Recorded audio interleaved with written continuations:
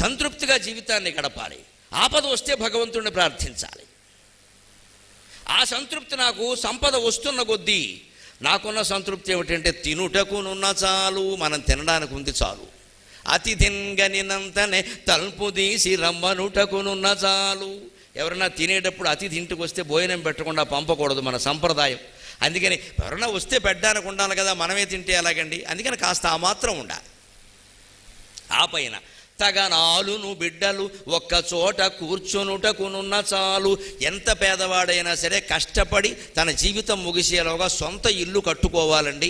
అది మనిషికి చాలా అవసరం. గూడో గుడిసో మిద్దో మేడో ఏదైనా పర్వాలేదు, సొంత ఇల్లు కట్టుకుని భార్యను అందులో కూర్చోబెట్టి మహారాణిగా పట్టాభిషేకం చెయ్యాలి. అది మగవాడి బాధ్యత. సొంత ఇల్లు లేదు అంటే మగవాడు అసమర్థుడని అర్థం. అది గూడైనా పర్వాలా, గుడిసైనా పర్వాలా, మేడైనా పర్వాలా, మిద్దైనా పర్వాలా, నీ ఇల్లు నీకు ఉండాలి. ఎందుకంటే మనం భరించగలం, మగాళ్ళం భరించగలం ఈ ఇబ్బందిని, ఆడాళ్ళు భరించలేరండి. వాళ్ళకి చాలా నా ఇల్లు లేదు, నా ఇల్లు లేదు, ఊడిస్తే గొడవ, ఊడకపోతే గొడవ, కుళాయి తిప్పితే గొడవ, తిప్పకపోతే గొడవ, లైట్ వేస్తే గొడవ, వేయకపోతే గొడవ, చచ్చిపోతున్నాం ఇక్కడ. ఈయనేమో అన్నిటికీ ఖర్చు పెడతాడు, ఇల్లు కొండవు అని చాలామంది ఆడవాళ్ళు దుఃఖపడతారు. నా ఇల్లు అనగానే అప్పుడు ఆ ఇల్లాలకి సంతోషం ఎలా ఉంటుందంటే ఇది ఇల్లు, నేను ఇల్లాలు. ఎందుకంటే మనకు సంస్కృతంలో సంప్రదాయంలో చెప్తారు గృహిణి గృహముచ్యతే. ఇల్లాలు అంటే ఇల్లే, ఆవిడే ఇల్లు. ఆవిడకే ఇల్లు లేకపోతే ఎలాగా? సొంత ఇల్లు ఉండి తీరాలి. చిన్నదైనా పర్వాలా, 2 గదులే ఉన్నా పర్వాలా, 1 గదే ఉన్నా పర్వాలా, అది గుడిసైనా పర్వాలా, తాటాకు గుడిసైనా పర్వాలా, మన స్థలంలో మన ఇల్లు మనకు ఉండాలి. అద్దె ఇంట్లో ఉన్నామనుకోండి, పేదరికం ముట్టేసింది అనుకోండి, తినడానికి లేకపోతే బయటికి వెళ్ళిపోమంటాడు అద్దె కట్టలేదని, అప్పుడు రోడ్డు మీద కూర్చోవాలి. మన పేదరికం బయటపడింది. అదే ఇంట్లో ఉన్నామనుకోండి, సొంత ఇంట్లో ఉన్నామనుకోండి, మన పేదరికం బయటపడదు. ఎందుకంటే మనం ఏం తినకుండా నీళ్లు తాగినా సరే ఎవరైనా రాగానే ఏమండి భోజనం చేశారంటే బో ఇప్పుడే చేశా అనొచ్చు, వాడు చూడలేదు. అదే అద్దెంట్లో ఉంటే చూసేశారు అందరూ. అద్దె కట్టలేకపోయిన వాడు అన్నం ఎలా తింటాడండి? గట్టిగా పరమాన్నం వండుకున్నావు అనుకో, అద్దెవాడు వచ్చేస్తాడు, నువ్వు పరమాన్నం వండుకుని తింటున్నావు, నా అద్దె కట్టమే అంటాడు. సొంత ఇంట్లో ఉన్నావు అనుకోండి, ఏమీ లేకపోయినా సరే, పేదరికంలో ఉన్నా సరే ఏం పర్వాలేదండి, నా ఇంట్లో నేనున్నానని చెప్పి ఏదో చెప్పేసేయచ్చు. ఏమండి ఇవాళ మీరు భోజనం చేసినట్టుగా లేదంటే శివరాత్రి అని చెప్పచ్చు. అది కూడా లేదనుకోండి, ఈ శివరాత్రి రోజు రాదు కదా, మాసశివరాత్రి అని చెప్పచ్చు, నెలకోసారి వస్తుంది, కృష్ణపక్ష చతుర్దశి. అది కూడా లేదనుకోండి, ఇవాళ సోమవారం అండి అనొచ్చు. లేదనుకోండి ఆదివారం అండి సూర్యుడికి ఇష్టం, సోమవారం సూర్యుడికి ఇష్టం, శివుడికి ఇష్టం, మంగళవారం ఆంజనేయ స్వామికి ఇష్టం, బుధవారం అయ్యప్ప స్వామికి ఇచ్చారు, ఖాళీగా ఉంటుందని ఈ మధ్య ఆయనకి ఇచ్చేద్దా, ఖాళీగా ఉంది ఇది వరకు, ఇప్పుడు ఆయనకి ఇచ్చారు, గొడవ లేదు. బుధవారం అయ్యప్ప స్వామికి ఇష్టం, గురువారం బాబా గారికి ఇష్టం, లక్ష్మీదేవి కూడా లక్ష్మీవారం అసలు, శుక్రవారం మంగళగౌరీదేవికి ఇష్టం, శనివారం వెంకటేశ్వర స్వామికి ఇష్టం. మొత్తం వారం రోజులు సరిపోయినాయి. ఇంక దేవుళ్ళు వచ్చిన వారాలు లేవు ఇక్కడ. కొత్తగా దేవుళ్ళు వస్తే వారాలు లేవు, ఉన్నవి సర్దుకోవాల్సిందే. అదే హిందూ ధర్మం గొప్పదనం. ఇతర మతాల వాళ్ళని చూడండి, ఒకటే వారం, వాళ్ళ దౌర్భాగ్యం అంతే, మన సౌభాగ్యం అంతే. మనకు వారం రోజులు పండుగలే, ఏ వారమైనా పండుగే, ఏ తిథి అయినా పండుగే, వాళ్ళకి ఒకే పండుగ, ఒకటే క్షేత్రం, ఒకటే రూపం. మనకు అలా లేదు, 3 దేవతలు, 3 క్షేత్రాలు. నువ్వు మునిగినన్ను మునుగు, తేల్చినన్ను తేల్చు, ఎవరిని మొంచకు, నువ్వు మునుగు అంతే. అదే హిందూ ధర్మంలో బాహుళ్యం. అందుకని సొంత ఇల్లు ఉండి తీరాలి ఖచ్చితంగా. ఎందుకంటే సొంత ఇల్లు ఉంటే మనం ఏదో చెప్పేస్తాం బాగుంది. అందుకే తెలుగులో సామెత అండి, ఆ సామెత తెలుసుంటే అందరూ సుఖంగా బతకచ్చు. ఉంటే ఉగాది, లేకుంటే శివరాత్రి అన్నారు. ఎంత గొప్ప మాట. ఉంటే ఉగాది అంటే ఉగాది నాడు ఏం చేస్తాం మనం? పచ్చడి తింటాం. గమనించండి, ఉగాది నాడు పచ్చళ్ళు ఏముంటాయి? తీపి, కారం, ఉప్పు, పులుపు, చేదు, వగరు, 6 రుచులు ఉన్నాయంటే అర్థం ఏంటంటే ఆలోచించండి. ఉగాది నాడు ఈ పచ్చడి తినాలి, ఉగాది నాడు ఈ పచ్చడి, ఏమైనా సెంటిమెంటా? లేదా తినకపోతే దేవతలు ఏమైనా చెప్పిస్తారా? పైగా ఉగాది పచ్చడి మీరు గమనించండి, దాన్ని పచ్చడిని ఎందుకంటారో నాకు తెలియదు. అన్నంలో కలుపుకోరండి ఎవడో. అన్నంలో కలుపుకోకుండా పచ్చడి ఏంటండి? అదే మాట. గోంగూర పచ్చడి కలుపుకోవా? చింతకాయ పచ్చడి కలుపుకోవా? వంకాయ పచ్చడి కలుపుకోవా? మరి ఉగాది పచ్చడి ఎవడో కలుపుకోడే. కలుపుకుంటే విచిత్రంగా చూస్తారు, అది కలుపుకుంటున్నాయి ఒకటి. మరి కలుపుకోనప్పుడు పచ్చడి ఎలా అయింది? అదే ఆలోచించాలి. పరిశోధన అంటే అదే. అక్కడ సంస్కృతి బయటపడుతుంది. కలుపుకుందామా అంటే పచ్చడి కాదు, పచ్చడి అంటున్నారు, కలుపుకోవడానికి వీలు లేదు. పోనీ ప్రసాదం అంటే కళ్ళకద్దుకొని తినడానికి వీళ్ళ. ఉగాది నాడు ఎవడో కళ్ళకద్దుకోడు, మామూలుగా తింటాడు. ఎందుకంటే ఉగాదికి దేవుడు లేడు. ఏ దేవుడి గుళ్ళోకైనా మీరు వెళ్ళచ్చు. ఉగాదికి ప్రత్యేకంగా దేవుడు లేడు. శ్రీరామనవమికి దేవుడు వేరే, శివరాత్రికి దేవుడు వేరే, కృష్ణాష్టమికి దేవుడు వేరే, రథసప్తమికి దేవుడు వేరే. ఉగాదికి దేవుడు లేడండి, కాలమే దేవుడు.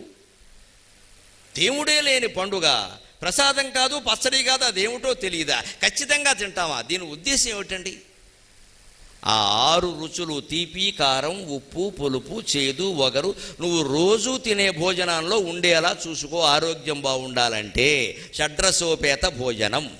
ఖచ్చితంగా తీపిదోటి ఉండాలి, కారందోటి ఉండాలి, ఉప్పుదోటి ఉండాలి, పులుపుదోటి ఉండాలి, చేదుదోటి ఉండాలి, వగరుదోటి ఉండాలి. 6 రుచులు ఏదో దాంట్లో ఉండాలి. కాకరకాయ కూర అప్పుడప్పుడైనా తినాలి, లేకపోతే నాకు నచ్చదు చేదంటే కుదరదు. దానివల్ల చాలా ఉపయోగాలు ఉన్నాయి. ఒకసారి కాకరకాయ వేపుడు చేసుకుని తినాలి, ఓసారి కాకరకాయ బెల్లం వేసుకుని తినాలి, ఓసారి కాకరకాయ తీసి మధ్యలో శనగపిండి పెట్టాలి. నోరు ఊరుతోంది, ఇంక ప్రసంగం ఆపేయచ్చు. ఓసారి పులుసులో కాకరకాయ ముక్కలు వేసుకుని తినాలి, అందులో బెల్లం వేసుకోవాలి. బెల్లం వేసుకోకుండా పులుసు ఏంటండి? బెల్లం వేసుకోకుండా పులుసు ఏమిటండి? శోభనం లేని సంసారంలాగా. బెల్లం ఉండాలి పులుసు అంటే ఖచ్చితంగా. బెల్లం వేసుకోవాలి, నాకు నచ్చదనద్దు, బెల్లం ఉండాలి, పులుసులో బెల్లం ఉండాలి. ఏదో ఉప్పు పులుపు కుదరదు, బెల్లం ఉండాలి. ఎందుకంటే ఈ ఉప్పుకి విరుగుడు. ఊరికే పెట్టలేదండి మన వాళ్ళు. ఈ షడ్రసోపేత భోజనం ప్రతిరోజు చేస్తే ఇవాళ మనం అనుకుంటున్న అనారోగ్యాలేవి రావు. ఇవాళ కొందరు తీపి తినరు, కొందరు కారం తినరు, కొందరు అసలు భార్యాభర్త ఒకళ్ళనొకళ్ళు కాల్చుకు తినడం తప్పితే ఇంకేం తినరు.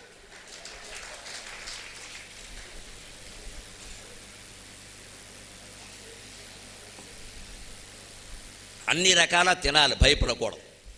అప్పుడే జీవితం బాగుంటుంది. నేను చెప్పినట్టుగా ఆసుగా పద్యాలు చెబుతారు అందరూ, ఏమి ఇబ్బందులు, శుభ్రంగా తినాలి. ఏదో అవుతుంది అయినంత వరకు గొడవలేదు, అయ్యాక పోతాం గొడవలేదు, వదిలే ఏదో ఒకటి అవుతుంది. ఏవి తినకుండా ఉంటే అయ్యేదంతా ముందే అవుతుంది.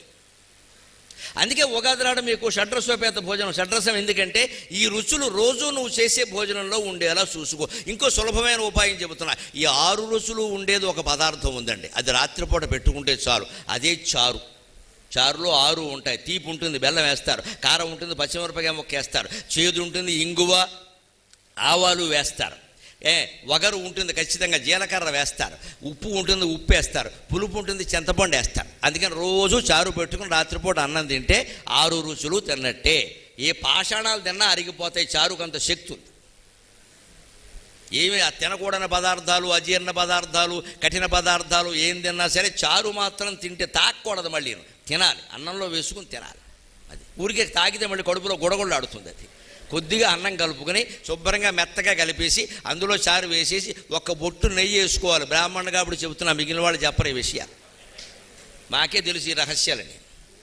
ఒక్క బొట్టు వేసుకోవాలి, మరి పోసేయకూడదు గరిటె. ఇక్కడ ఒక్క బొట్టే. బూరులో అయితే కన్నం పెట్టి పోసేయాలి, ఏం ఇబ్బంది పడకూడదు, శుభ్రంగా పోసేయాలి. దాన్ని ముంచకపోతే మన ముంచుతుంది. అది చారులో పోయకూడదు, ఒక్క బొట్టు వేయాలి. ఆ ఒక్క బొట్టు వేస్తే బ్రహ్మాండమైన రుచి వస్తుంది. వేడిగా ఉండాలి చారు, చల్లారకూడదు. ఆ శుభ్రంగా వేడి చారన్న రోజు రాత్రి తినండి. 6 నెలలు అయ్యాక చూడండి, మీరు డాక్టర్ దగ్గరికి వెళ్ళే పని ఉండదు. మన ఆరోగ్య రహస్యం అదే. ఇంత సులభమైన ఉపాయాలు ఉన్నాయండి. అందుకే చెప్పారు, ఉంటే ఉగాది లేకుంటే శివరాత్రి. నీకు ఉంటే ఉగాదిలాగా 6 రకాల రుచులు వేసుకుని శుభ్రంగా పిండి వంటలతో తిని ఉన్ననాడే ఉగాది. ఉగాది ప్రత్యేకం వచ్చేది ఏంటి? ప్రతిరోజు ఉగాదే. దాంట్లోనే ఆది ఉందిగా, అదంటే మొదలైంది అంతే. లేకుంటే శివరాత్రి. ఒకవేళ పొరపాటుని దారిద్ర్యం కారణంగా అన్నం కూడా తినలేని పరిస్థితి ఉంటే ఎవరన్నా అడిగితే మేము పేదవాళ్ళమండి, కూటికి లేని వాళ్ళం, ఈ దరిద్రపు మాట మాట్లాడక. ఎవ్వరూ మాట్లాడరు. పూర్వం చదువురాని ఆడవాళ్ళు కూడా మేము దరిద్రులం, మేము పేదవాళ్ళం అని చెప్పేవాళ్ళు కాదు. మాదాకవళం తల్లి అని ఒకడు వచ్చాడు ఇంటికి. మాదాకవళం తల్లి అంటే ఆవిడ అంతటా మా ఆయన ఎక్కడైనా కనబడ్డాడా అందిట. అదేంటి? అదంతే తెలివి. తెలుగు మీడియం తెలివిది, ఇంగ్లీష్ మీడియం చెబితే ఉండదు ఇది.